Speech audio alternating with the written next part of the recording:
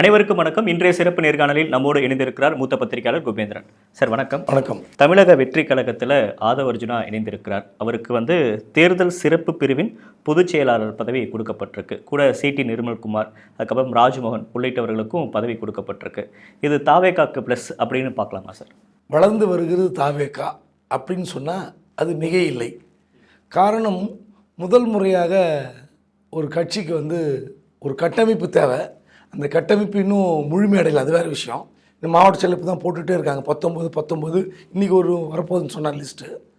But அதற்கு இடையில் பார்த்திங்கன்னா கட்சி அறிவித்தது February 2, இப்போது ஒரு வருஷம் வரப்போகுது. அதன் பிறகு ரொம்ப லாங் கேப்பு, ஒரு மாநாடு, ஒரு கொடி, அது மாதிரிலாம் ரொம்ப தள்ளி போயிட்டு இருந்தது. இந்த நிலையில் தேர்தல் நெருங்கிட்டு இருக்கு. 10 மாதம் அப்படி டக்குன்னு ஓடிடும். இப்படிப்பட்ட சூழலில் திடீரென்று ஒரு தாவேகா வேகமாக ஓட தொடங்கி இருக்கிறது. தப்பு இல்லை, நல்ல ஒரு ஓப்பனிங் தான். இப்போ முதல் முறையாக அதிமுகவிலிருந்து விலகி ஒரு நபர் அந்த கட்சியில் சேர்கிறார். அதுவும் ஒரு வரவேற்க வேண்டிய அம்சம். ஆதவ் அர்ஜுன் இப்போ எங்கேயும் இல்லை. 2 கட்சியில் இருந்தார். தேர்தல் வியூக வகுப்பாளராக பணியாற்றியவர். இன்னொரு கட்சியில் துணை பொதுச் செயலாளர் இருந்தவர். ஸோ இதுவும் ஒரு ஆடட் அட்வான்டேஜ் தான் தாவேகாக்கு. அப்புறம் ராஜ்மோகன், அவர் ஒரு யூடியூபர், மேடை பேச்சாளர், பல்வேறு நிகழ்ச்சிகளை தொகுத்து வழங்கியவர். ஓரளவுக்கு அவருக்கும் ஒரு டீம் இருக்குது. ஸோ இப்படி ஒரு கலர்ஃபுல்லான டீமை விஜய் கொண்டு சேர்த்துருக்கிறது உண்மையிலே ஒரு நல்ல ஓப்பனிங் தான். ஓகே, இப்போ ஆதவ் அர்ஜுனா ஜாயின் பண்ணதான் சார் இப்போ பேசு பொருளாக மாறி இருக்கு. ஏன்னா விசிகாவில் இருக்கிறப்பவே அரசு நோக்கி பயங்கரமான கேள்விகள்லாம் எழுப்பினார். தலித்தை முதலமைச்சராக்குவீங்களா, மன்னராட்சி அப்படின்லாம் கடுமையான விமர்சனங்களை முன் வச்சார். இப்போ அவர் அப்படியே தாவேகாக்கு போயிருக்கார் இல்லையா? இது அரசியல் ரீதியாக எப்படி பார்க்க வேண்டியதாக இருக்குது? எல்லோரும் இதே கேள்வி கேட்குறாங்க. விசிகாவில் இருக்கும்போது அவர் தலித்தை தான் முதலமைச்சராக்க வேண்டும் என்று விரும்பினாரே. இப்போ போய் விஜய் கட்சியில் சேர்ந்துருக்கிறாரு. அங்கே இந்த மாதிரி குரலை கொடுப்பாரா? இது தப்பு. ஏன்னா இடத்துக்கு ஏற்ற மாதிரி தான் பேச முடியும். அரசியல் ஒரே மாதிரி தானே. அப்படிலாம் கிடையாது. யாராவது பேச முடியுமா? ஒரு அரசியல் கட்சியிலேருந்து கட்சி மாறுறாங்க, கொள்கை மாறுதுன்னு வச்சுங்க. இப்போ நாளைக்கு பாஜகவில் இருந்து ஒரு உதாரணத்தை சொல்கிறேன், உடனே அதை பிடிச்சிக்கூடாது. பாஜகவில் ஒருத்தர் விஜய் கட்சிக்கு வராருன்னு வச்சுங்க. இங்கே தமிழ் தேசியம் இருக்குது, பெரியாரிசம் இருக்குது. அப்போ எப்படி ஒரு பெரியாரை ஏற்றுக்கொள்ளணும்னு கேட்க முடியாது. எனக்கு அங்கே இடம் இல்லை, அக்காமடேஷன் இல்லை, அதனால் இங்கே வந்திருப்பார், அவ்வளோதான். அப்போ அந்த கொள்கையெல்லாம் விட்டு வர வேண்டியதுதான். இப்போ விசிகாவில் இருக்கும்போது தலித்துக்காக ஏன் குரல் கொடுத்தார் என்றால், அந்த கட்சியோட கட்டமைப்பது, அந்த கட்சியோட கொள்கை சித்தாந்தம் எல்லாம் உள்வாங்கி விட்டு அங்கே தனக்கு ஒரு மைலேஜ், அதாவது தான் சாராத சமூகத்தையும் இவர் விருப்பு இல்லாமல் பாரபட்சம் இல்லாமல் பார்க்கிறாரே, அந்த சமுதாயத்திலேருந்து ஏன் ஒரு முதலமைச்சர் வரக்கூடாது அப்படின்னு கேட்கும்போது அது ஒரு பெரிய எதிரொலிப்பு இல்லை அரசியல். அந்த எதிரொலிக்காக தானே ஆதவ் அர்ஜுனை பற்றி நம்மளாம் விவாதித்தோம். ஸோ இங்கே போய் அந்த மாதிரி சொல்ல முடியுமா? விஜய் முதலமைச்சர் கிடையாது, வேற ஒருத்தர் தான் முதலமைச்சர் அப்படின்னு சொல்கிறதுக்கு விஜய் ஏற்றுப்பாரா? அதனால் அந்த கேள்வி கேட்குறது சரியாக இல்லைன்னு நான் நினைக்கிறேன். ஆனால் என்னென்னா, 2 கட்சியில் இருந்து பணியாற்றிய அனுபவம், ஒரு கட்சியில் துணை பொதுச் செயலாளர் இருந்த அனுபவம் அவருக்கு சில பாடங்களை கற்றுக் கொடுத்துருக்கும். அங்கே திமுகவில் ஆசைப்பட்ட எம்பி பதவி, விசிகாவில் ஆசைப்பட்ட எம்பி பதவி இங்கே சாத்தியமாகுமானா தெரியாது, சாத்தியமாகலாம். ஆனால் அவசரப்பட மாட்டார். ஓகே, அங்கே 500 கோடி மாமனார் மூலியமாக வாங்கி கொடுத்தோம், எம்பி கிடைக்கல. 50 கோடி செலவு பண்ணி ஒரு மாநாடு நடத்தினோம், எம்பி கிடைக்கல.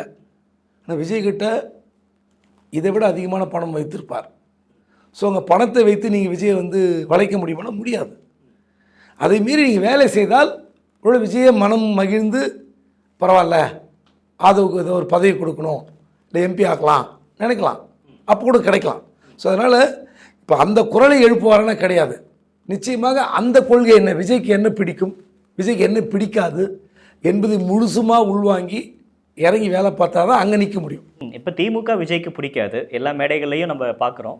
இவருக்கும் பிடிக்காது திமுக. அப்போ திமுக எதிர்ப்பை ரொம்ப முன்னிலைப்படுத்தி தான் அரசியல் செய்ய போகிறாங்க அப்படின்னு நம்ம பார்க்கலாமா? ஆளுங்கட்சி எதிர்ப்பு தான் ஒரு எதிர்கட்சியாக இருக்கிற, இல்லை வளருகிற கட்சியாக இருக்கிற புத்திசாலித்தனமான அரசியல் அது. ஆமாம், வேறு வழி இல்லை. நீங்கள் திமுக பிடிக்காதுன்னு இப்போ முடிவு பண்ணாதீங்க. கமல் டிவியை உடைச்சி டார்ச் லைட் வீசுன காட்சியெலாம் பார்த்தீங்கல்ல. இப்போ ராஜ்யசேவா அப்போ எப்படி பார்த்துருப்பாங்க? சே, திமுக காலிடா, மனுஷன் பின்னி படம் எடுக்க போகிறாருன்னு எவ்வளோ நாளாச்சு? வருஷங்கள் கணக்கில் கூட ஆகலை, சில வருஷத்துலேயே போய் ஐக்கியமாயிட்டார். அதுக்காக நான் கமல் கட்சி குறை சொல்ல, கமலை குறை சொல்லலை. அது திமுகவுடைய சாமர்த்தியம், சாதுரியம். எப்படின்னா, ஒரு வளர்ந்த கட்சி அதிகாரத்தில் இருக்கும்போது என்னெல்லாம் செய்யும் என்பது இதெல்லாம் உதாரணம். அதனால் நாளைக்கு என்ன நடக்கும், நாளைக்கு என்ன தீர்மானிக்க முடியாது. இப்போ ஆளுங்கட்சி எதிர்த்து திமுகவை எதிர்த்து தான் அரசியல் செய்ய முடியும் விஜய், வேறு வழி இல்லை. நாளைக்கு எதிர்கட்சியாக இருக்குது திமுக, அதுவும் உதாரணம் தான் சொல்கிறேன், அதையே பிடிச்சக்கூடாது. ஸோ அந்த நேரத்தில் வந்து எதிர்கட்சி என்ற முறையில் கை கோர்க்கலாம். அதனால் எதெல்லாம் இருக்கோ அரசியல் தான். அந்த நேர களம், அந்த நேர பிரச்சனைகள், அந்த நேரத்தில் என்ன மக்களுக்கு சரியாக இருக்குமோ அதை தான் எடுத்து அரசியல் செய்யணும். ஏன்னா விசிகாவில் இருக்கப்போ ஆதவ அர்ஜுனா தெரிவித்த நிறைய கருத்துக்களுக்கு தலைவர் திருமாவளவன் அவர்கள் ஒரு வார்த்தை சொன்னார். அவருக்கு ஏதோ ஒரு உள்நோக்கம் இருக்குது, ஒரு ஹிடன் அஜெண்டா இருக்குது அப்படின்ற மாதிரி சொல்லியிருந்தார். இப்போ தாவேக்கால அவர் போய் ஜாயின் பண்ணியிருக்காரு. இப்போ ஏதோ அஜெண்டா இருக்குமா? ஏன்னா விசிகால இருந்து வாழ்த்துக்களாக குவிதவருக்கு துணை பொதுச் செயலாளர் கூடிய வன்னியரசு அவர்கள் வாழ்த்து தெரிவிக்கிறார். விசிகாவிலுமே களப்பணி சிறப்பாக செஞ்சார், தாவேக்காலையும் போய் சிறப்பாக செய்ய வாழ்த்துக்கள் அப்படின்றாரு. திருமாவளவன் அவர்கள் நேற்று வாழ்த்து தெரிவிக்கிறாரு.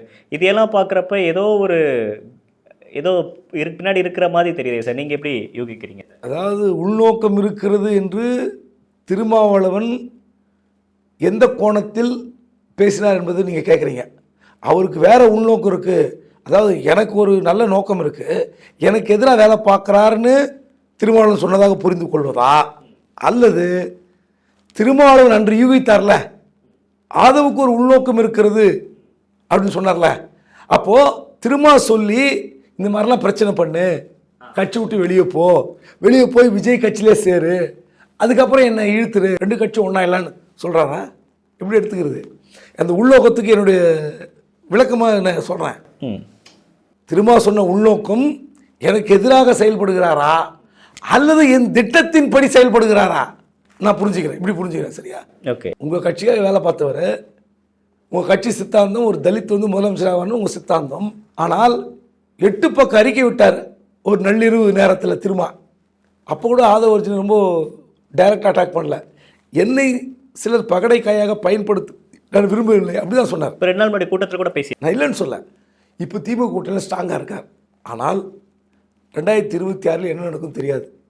யாரையும் வந்து இங்கே இருப்பார்கள் இங்கே இருக்க மாட்டாங்கன்னு சொல்லி நம்ம தீர்ப்பு எழுத முடியாது. ஸோ இப்படிப்பட்ட பட்சத்தில் திரும்ப சொன்ன உள்நோக்கம், இதற்கெல்லாம் பதில் 2026 பிப்ரவரியில் தெரியும். இப்போ ஒரு கட்சியிலேருந்து இன்னொரு கட்சிக்கு போகிறாரு அப்படின்னா வாழ்த்துக்கள் அப்படின்னு சொல்கிறதோட ஒரு நாகரிகமான அரசியல் முடிஞ்சிடும். ஆனால் அவருக்கு இங்கே இருக்கிறப்பவே சிறப்பாக களப்பணிகளை செய்தார், விசிகாவை பிராண்ட் செய்வதில் அவருடைய பங்கு அதீதமானது, 2 மாநாடுகளை வெற்றிகரமாக நடத்தினார் அப்படின்ற அந்த கிரெடிட் கொடுக்கறதெல்லாம் இப்போ ஒரு குழப்பம் ஏற்படுத்தல சார். ஒரு விமர்சனம் தானே வச்சிருக்கணும். தமிழக வெற்றி கழகத்தில் அவர் போய் ஜாயின் பண்ணியிருக்காரு, வாழ்த்துக்கள், ஆனால் அது எப்படி இருக்குன்னு பார்க்கலாம் அப்படின்றோட நிறுத்திருக்கலாம் இல்லையா? ஆனால் அவங்க ஒரு வாழ்த்துக்கள் தெரிவிக்க மூலயமா ஆதவ அர்ஜுனாவுக்கும் விசிகாவுக்கும் இன்னும் ஏதோ ஒரு தொடர்பு இருக்கா அப்படின்ற மாதிரி பார்க்கக்கூடாதா? அதாவது திரும்ப வந்து பாஜகவை எதிர்ப்பது என்பது வேறு, அதிமுக எதிர்ப்பு என்பது வேறு. இந்த இரு பொருள் புரியுது உங்களுக்கு? ஓகே.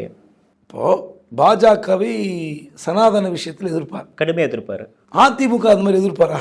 அதிமுக பலமாக இருக்கணும் அப்படின்னு தான் பேசுகிறேன். அப்போ என்ன அர்த்தம்? அப்போ ஆதவ அர்ஜுன் என்பவர் வந்து தன் கட்சியில் இருந்த தன்னிடம் வேலை பார்த்தவர். அந்த நபர் வந்து இன்னொரு கட்சிக்கு போகிறேன்னா வாழ்த்து சொல்லலாம், அங்கே போய் சிறப்பாக பணியாற்றுங்கள், இங்கேயே பணியாற்று, அப்படி தான் சொல்ல முடியும். எங்கிருந்தாலும் வாழ்க அப்படின்றது ஒரு நாகரிகம் தான். ஆனால் வேறு எதுவும் நம்ம போய் விமர்சிக்கிற அளவுக்கு இதில் உள்ள போய் பொருள் தரணும்னா கஷ்டம். ஆனால் நாளைன்றது பிப்ரவரி 26 அந்த மாதத்தில் அரசியல் கணக்குகள், கூட்டணி கட்சிகள் எப்படி இடம் மாறும் வளம் மாறும் அதெல்லாம் பார்த்தப்போ தான் சொல்ல முடியும். இப்போ பேசுறதுக்கு எப்போது 2025 ஜனவரி 31ஆம் தேதி திரும்ப இப்படி பேசினாரே அதுக்கு இதுதான் போகிறோம்னா அப்போ தான் தெரியாது. ஏன்னா இப்போ திமுக பலமான கூட்டணி இருக்கிற பட்சத்தில் இவர் பேசுவதெல்லாம் சரி. நீங்கள் அதிமுக என்ன மாதிரி கூட்டணி அமைக்க போகிறது? ஒருவேளை என்னுடைய சந்தேகம், என்னுடைய யூகத்தின்படி சரியாக இருக்குமானால், பிரசாந்த் கிஷோர் அதிமுக வேலை பார்க்குறார்.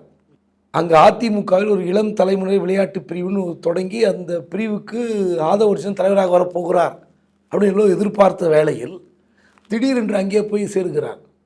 என்னென்னா, அங்கே போய் சேர்ந்து ஜான் ஆரோக்கியசாமி என்ற தேர்தல் வியூக வகுப்பாளர் அங்கே இருந்தபோது சீமானுடன் கூட்டணி வைக்க வேண்டும் என்று விஜய் வந்து வழி நடத்தினார் அல்லது வசப்படுத்த பார்த்தார். அது முடியல.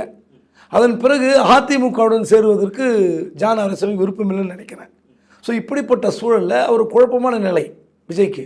ஸோ அதிமுகவே இந்த காய் நகர்த்தலாம், ஆதவ உள் அனுப்பி விஜய் மனதை கரைத்து இந்த பக்கம் வருவதற்கு பிரசாந்த் கிஷோர் திட்டமாக இருக்கலாம், அல்லது அதிமுக பொதுச் செயலாளர் எடப்பாடி பழனிசாமி திட்டமாக இருக்கலாம், இல்லை ஆதவே இந்த ஐடியா கொடுத்துருக்கலாம். இதெல்லாம் என்னோட யூகம் தான். ஒரு பத்திரிகையாளர் என் யூகத்தை சொல்கிறேன். யூகம்னு சொல்ல முடியாது. அவங்க மேடையில் பேசுகிறப்ப விஜய் அவர்கள் குறிப்பிட்ட விஷயம், ஆதவர்ஜனாவுடைய பேட்டிகள், இதெல்லாம் வச்சு பார்க்குறப்ப வலுவான கூட்டணி இருந்தால் தான் திமுக வீழ்த்த முடியும் அப்படின்றது ஒரு வகையில் புரிஞ்சுக்கலாம். அந்த நெரேட்டிவ் அப்படி தானே நம்ம பார்க்க வேண்டியது. அதுதான். அதனால் ஆதவர்ஜனுக்கு போதன் பலன் விஜய்க்கு எப்படி இருக்கும், அது 2026 திமுக எதிர்த்து நிற்கிற கூட்டணிக்கு என்ன மாதிரியான ஒரு பலம் இருக்கும், அதை தான் கணக்கு பார்க்கணும். அந்த கணக்கில் யார் இப்போ இன்வால்வ் ஆகிருக்காங்கன்றது இப்போ தெரியாது. இப்போ ஏற்கனவே ஜான் ஆரோக்கியசாமி அங்கே இருக்கிறாரு. இப்போ புதிதாக தேர்தல் பிரிவோட பொதுச் செயலாளராக ஆதவ் போகிறாரு அப்படின்றப்ப அவங்க 2 பேருக்குள்ள அந்த கிளாஸ் நடக்காதா, ஈகோ பிரச்சனை அப்படின்றது வராதா? ஏற்கனவே புசி ஆனதுக்கும் இவருக்கும் நடக்கக்கூடிய பிரச்சனைகள் ஊரறிந்த ஒரு விஷயம்தான். ஒரு உரையில் 2 வாள் இருக்க முடியாது. கண்டிப்பாக ஜான் ஆரோக்கியசாமி வெளியே போயிடுவார். ஏன்னா இவர் ஆட்டோமேட்டிக்காக உள்ளே வந்தார்னா இவருக்கும் தேர்தல் வியூக வகுப்பாளர் ஒரு டீம் வச்சுருக்கார், ப்ளஸ் கட்சியில் ஒரு பொறுப்பில் இருக்கார். அப்போது 2 பொறுப்பு அடிஷ்னலாக ஆட் ஆகும். தமிழ்நாடு முழுவதும் என்ன நடக்கிறது என்பதை ஒரு தேர்தல் பிரிவு பொதுச் செயலாளர் என்ற முறையில் இவருக்கு இன்புட்ஸ் வரும். அதுக்கப்புறம் அதை எப்படி டீல் பண்ணணுன்னு அவங்களோட டீம் வச்சே டீல் பண்ணுவார். அப்போ ஜான் ஆரோக்கியசாமிக்கு என்ன வேலை இருக்கும்? 2 சம்பளம் கொடுத்து கட்டுப்படி ஆகாது விஜய்க்கு. ஸோ ஒரு சம்பளமே போதும் நினைக்கலாம். அல்லது ஜான் ஆரோக்கியசாமிக்கு வேறு ஏதாவது பணிகள் கொடுக்கப்படலாம். சோஷியல் மீடியா ஹேண்டில் பண்ணலாம், அந்த மாதிரி பண்ணலாம். அதே நேரத்தில் பொதுச் செயலாளர் தேர்தல் பிரிவு பிரச்சாரத்தை பார்க்கிறார் அப்படிங்கும்போது ஆனந்துக்கு என்ன பிரச்சனை ஏற்படும், இல்லை ஆனந்துக்கு என்ன பதவி கொடுத்தால் அவர் சரியாக இருப்பார், கஷ்டம், அதுவும் தீர்மானிக்க முடியாது. அதனால் இன்னும் இப்போ தான் கட்சி வளர ஆரம்பித்திருக்கிறது, நம்மெல்லாம் பேச ஆரம்பித்திருக்கிறோம், ஒரு வளர்ச்சிக்கான அறிகுறி தென்படுகிறது. அதிமுகலேருந்து ஒருத்தர் விலகி வர்றாருன்னா கண்டிப்பாக அது விஜய்க்கு ப்ளஸ் தானே. இன்னும் கொஞ்ச நாளில் முக்கியமான சில விஐபிகள் விஜய் கட்சிக்கு வரலாம். ஓகே, அதுவும் ஆச்சரியப்படக்கூடிய நபர்கள் வரலாம். இது எக்ஸ்க்ளூசிவாக எடுத்துக்கலாமா சார்? கண்டிப்பாக. அதனால் நடந்து கொண்டிருக்கு, பேச்சுவார்த்தை நடந்து கொண்டிருக்கு. அதுதான் உள்ளே கூட்டு வராங்க. யாரெல்லாம் அவர் கூட்டு வர போகிறாரு தெரில. குறிப்பாக தென் மாவட்டங்களில் இருக்கிற சில நபர்களுடன் பேச்சுவார்த்தை நடத்தி வருகிறார். ஆளுங்கட்சியா எதிர்கட்சியா சார்? ஆளுங்கட்சின்னு வச்சுங்க, தமிழ்நாட்டில் எதிர்கட்சின்னு வச்சுங்க. ஓகே, ஆமாம், அப்படிப்பட்ட சில நபர்களை பேசி வருகிறார். ரொம்ப ஷாக்கிங்காக இருக்கும். நான் முன்னாடியே சொல்லிட்டோம்னா தப்பாக போயிடுச்சுன்னு வச்சு வம்பா போயிடும். அதனால் டீல் முடியட்டுமே, பேச்சுவார்த்தை நடந்து கொண்டிருக்கிறது. நிச்சயமாக தென் மாவட்டத்தில் ஒரு விஜய் ஒரு 6-7 பேரை பேசியிருக்கார். விஜய் கட்சியிலிருந்து பேசியிருக்கிறார்கள்.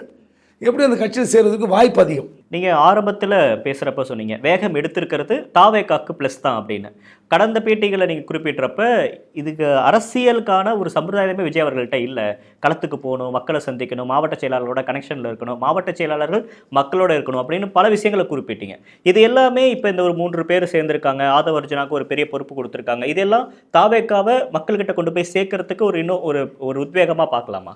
விஜய் மக்கள்கிட்ட போய் சேர்றது புதுசே கிடையாது, சேர்ந்துட்டார். அரசியல் ரீதியாக நம்ம ஏன் விமர்சிக்கிறோன்னா, இப்போ ஆதவர்ஜன் வந்துட்டுதாலே, ராஜ்மோகன் வந்துட்டுதாலே, நிர்மல்குமார் வந்துட்டுதாலே இந்த கட்சி அப்படியே தமிழ்நாடு ஃபுல்லாக ஆளுங்கட்சியை ஸ்தம்பிக்க வைக்கும் அப்படி எடுத்துக்க முடியாது. பட் ஒரு கவனம் எழுத்திருக்கும், அவ்வளோதான், கவனம் பெறும். நான் என்ன சொல்கிறேன்னா, நீங்கள் இப்போ போட்டிருக்கிற மாவட்ட சேனல் 19 போட்டிருக்காருல, இதில் எத்தனை பேர் பவர்ஃபுல்லாக ஃபோர்ஸாக இறங்கி மாவட்ட அதிகாரத்தை எதிர்த்து போராட முடியும்? ஒரு பிரச்சனை, ஒரு கலெக்டர் எடுத்து போராட்டம் பண்ணோம், ஒன்றும் வேணாங்க, பரந்தூர்லேயே ஒரு எக்ஸ்போஸ் ஆகிட்டார் விஜய். அதை நான் சொல்ல வரேன். அரசியல் ரீதியாக விஜய் எப்படி செயல்பட்டுருக்கணும்? இப்போ கண்டிப்பாக நீங்கள் ஊருக்குள்ளே போகக்கூடாது, ஒரு கல்யாண மண்டபத்தில் உக்காருங்க, இங்கே நிற்கணும், இதெல்லாம் போலீஸ் சொல்லியிருக்கலாம், இல்லை மாவட்ட நிர்வாகம் சொல்லியிருக்கலாம். அதை மீறி விஜய் என்ன செய்தார்? அதுதான் அரசியல். நீங்கள் அப்பயே சொல்லியிருந்தீங்க இறங்கி இன்னும் போராட்டம் பண்ணியிருந்துருக்கணும். ஆமாம், அந்த இடத்துல பொதுச் செயலாளர்கிட்ட சில ஸ்ட்ராட்டஜி வச்சுருந்துருக்கணும். நான் முதல்ல மைக்கில் இருந்து பேசும்போது இல்லை நன்றி சொல்லிவிட்டு திடீர்னு ஒரு 2-3 பேரை டக்குன்னு என் கூட ஏற்றி என் வண்டிக்குள்ளே ஏற்றுங்க, என் பக்கத்தில் நிற்க வைங்க, உள்ள வண்டிக்குள்ளே ஏற்றி அவங்கள மைக்கை வச்சு அவங்கள பேச வச்சுருக்கணும். அதே கேபினில் நிற்க வச்சு பேச வச்சுருக்கணும். இந்த பிரச்சனை என்னென்னு முதல்ல இவர் சொல்லட்டும், இவர் அட்ரஸ் பண்ணிட்டோம். இந்த ஊர் தலைவர், இந்த ஊர் பிரமுகர், இந்த ஊரில் படித்து விட்டு சென்னையில் வேலை செய்கிற ஒரு கல்லூரி பேராசிரியர் பேச சொல்லுங்கள், பேசிட்டு பதில் சொல்லிக்கணும். அதுதான் அரசியல்.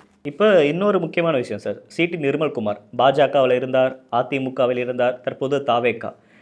இவருடைய வருகை அப்படின்றது எப்படி சார் பார்க்கப்படும்? ஏன்னா அதிமுகவோட ஒரு வேளை அலைன்ஸ் வைக்கிறாங்க அப்படின்னா அதிமுகலேருந்து வந்திருக்கவர் தான் இங்கே ஒருத்தர் இருக்கார் அப்படின்றப்ப அதுக்கு அந்த கணக்கு சரியாக இருக்குமா? அதாவது ஒரு சிக்கலான விஷயம்தான் இதில். ஆனால் என்ன பிரச்சனைனா, நான் விசாரித்த வரை இந்த தகவலை சொல்கிறேன், பகிர்ந்து கொள்கிறேன். நிர்மல்குமார் பாஜக இருந்தார். அங்கே ஒரு ட்வீட் போடுறார், ஒரு பிரச்சனை வருது, கேஸ் வருது. ஆனால் கட்சி வந்து கூட நிற்கலை, கேஸுக்கு செலவுக்கும் நிற்கலை, ஆதரவும் நிற்கலை. அங்கேருந்து அதிமுக வர்றார்.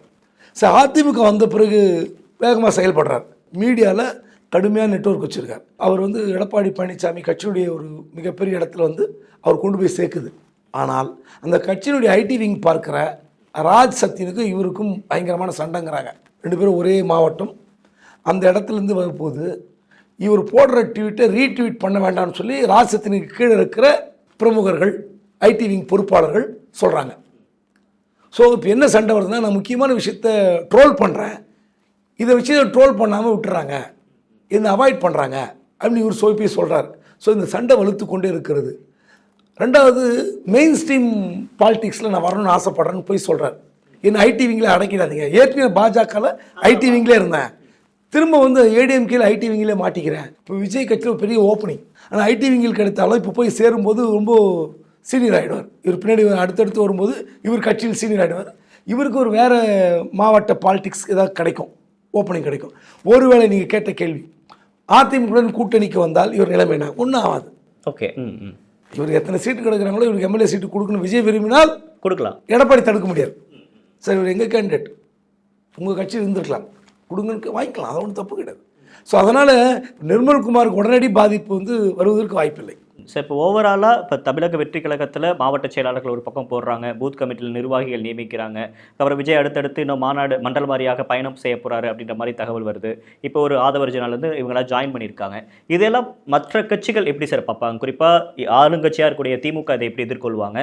எதிர்க்கட்சியாக இருக்கக்கூடிய அதிமுக, பாஜக இவங்கெல்லாம் இந்த விஷயத்தை எப்படி அட்ரஸ் பண்ணுவாங்க? ஆளுங்கட்சி திமுகவுக்கு நிச்சயமாக ஒரு சின்ன சஞ்சலம் ஏற்படும். பிரச்சனை என்னென்னா,